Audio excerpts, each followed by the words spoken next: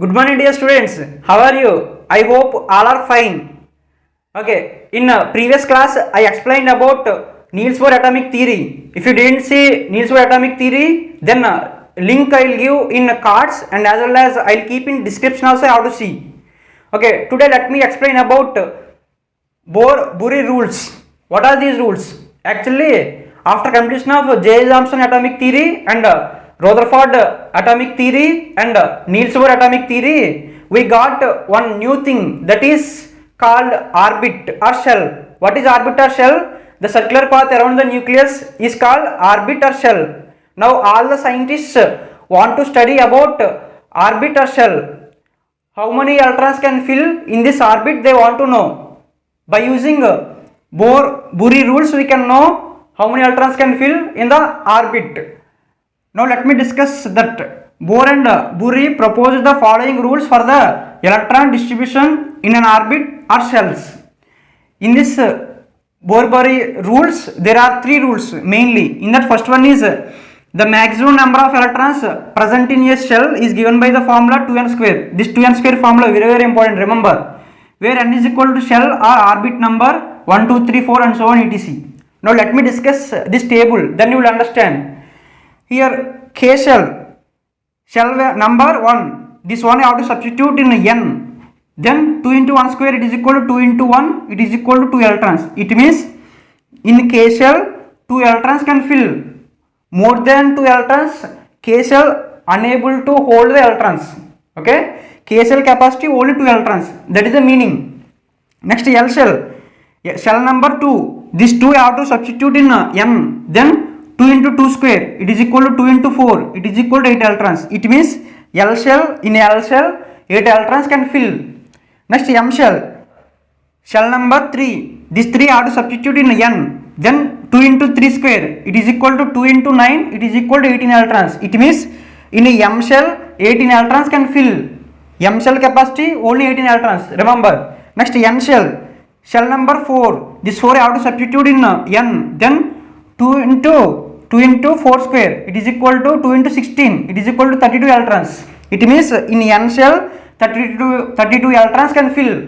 N shell capacity only 32. Okay. Next O shell, not only O shell, still so many shells are there. Now O shell number is 5. Now this 5 I have to substitute in n, then you will get answer that I have to do. Have you understood? Now let me explain second rule.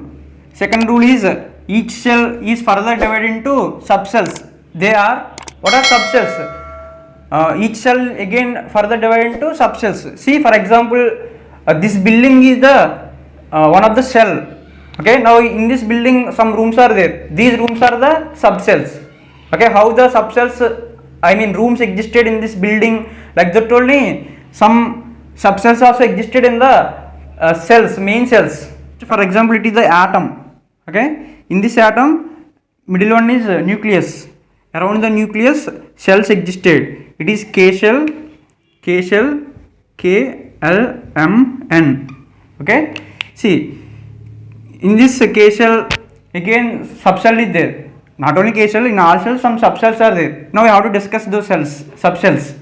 See in K shell actually how many electrons can fill? 2 electrons can fill. Already we learned in the previous class. Now in this K shell one subshell is there, that is called S subshell. It is S in the sense sharp, remember. Okay, in this subshell 2 electrons can fill. Okay, next in L shell actually 8 electrons will be. In that L shell again sp 2 subcells are there. Okay, S in the sense sharp, P in the sense principal. In S subshell 2 electrons can fill, in P subshell 6 electrons can fill.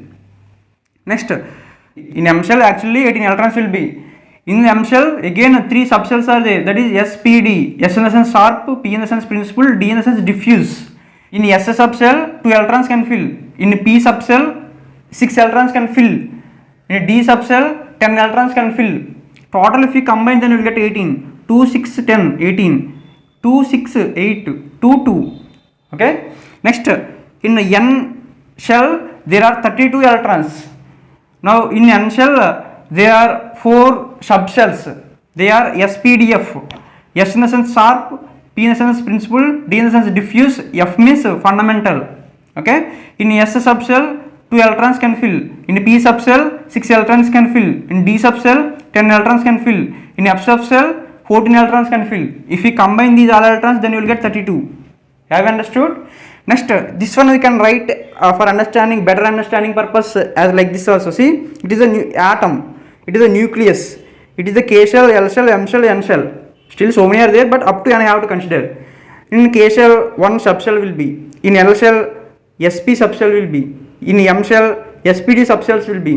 In N shell, SPDF subshells will be. Have you understood? Okay, now let me explain the third rule. What is third rule? Electrons cannot be filled in a given shell until the inner shells are completely filled stepwise manner. Okay, see, what is the meaning? Okay, see, here K shell capacity is 2 electrons. I mean, in K shell 2 electrons can fill. L shell capacity is 8 electrons. M shell capacity 18 electrons. N shell capacity 32 electrons. More than these electrons, the shell cannot hold more electrons. Okay, this is the fixed one. Now, for understanding this rule, let me give one example. For example, now I have 3 electrons. 3 electrons I have. Okay, now these 3 electrons, how can we fill? Can you fill these 3 electrons in N shell first, or M shell, or L shell, or K shell? We can understand this one by using this rule. Okay, see, now 3 electrons are there. These 3 electrons, here one order is there. Based on that order, you have to fill. First, you have to fill electrons in K shell. After filling of all the electrons in K shell, then only go for L shell. After filling of all the electrons in L shell, then only go for M shell. After filling of M shell, then only go for N shell. In this way, how to follow? Okay, first you have to fill K, after L, after M, after N. See, for example, 3 electrons are there here. Now, in K shell, I will fill only 2 electrons because capacity 2. More than 2 electrons, K shell can't hold more electrons. So 2, remaining 1 electron is there. That 1 electron I will fill in L shell. Okay, so 3 electrons sufficient. Remaining shells are empty. One more example, I have 11 electrons. Now how can you fill? In K shell I will fill only 2 electrons because K shell capacity 2 electrons. Next, L shell capacity 8. So I have to fill up to 8 electrons, not a problem. 8. So 2 plus 8, 10. 10 over, still 1 electron is there. That 1 electron will go to M shell. M shell 1. Because M shell capacity up to 18. Okay. This is this rule. Have you understood?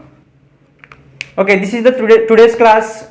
If you like this video, then press the like button and please subscribe my channel. Thank you. All the very best.